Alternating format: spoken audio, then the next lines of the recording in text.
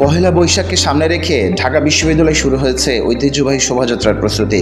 প্রতি বছরের মতো এবারেও বর্ণিল ও জাঁকজমকপূর্ণ আয়োজনে পালিত হবে বাংলা নববর্ষের এই উৎসব। বিশ্ববিদ্যালয়ের চারুকলা অনুষদের বিভাগগুলোতে চলছে ব্যস্ততা। তৈরি করা হচ্ছে নানা প্রতীকী মোটিফ, মুখোশ ও সাজসজ্জার উপকরণ, যা শোভাযাত্রাকে করে তুলবে আরও আকর্ষণীয়।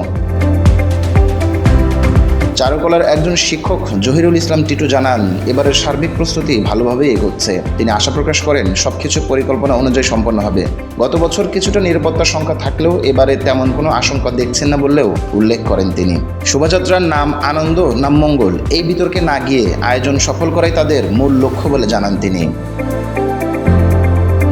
অন্যদিকে শিক্ষার্থীরাও স্বতঃস্ফূর্তভাবে অংশ নিচ্ছেন প্রস্তুতিতে।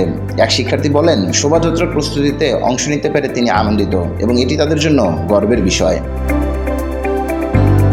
সব মিলিয়ে নববর্ষ উদযাপনকে ঘিরে ঢাকা বিশ্ববিদ্যালয় ক্যাম্পাসে বইছে উৎসবের আমেজ। এবারেও শোভাযাত্রা ঘিরে ব্যাপক জনসমাগমের প্রত্যাশা করছেন আয়োজকরা।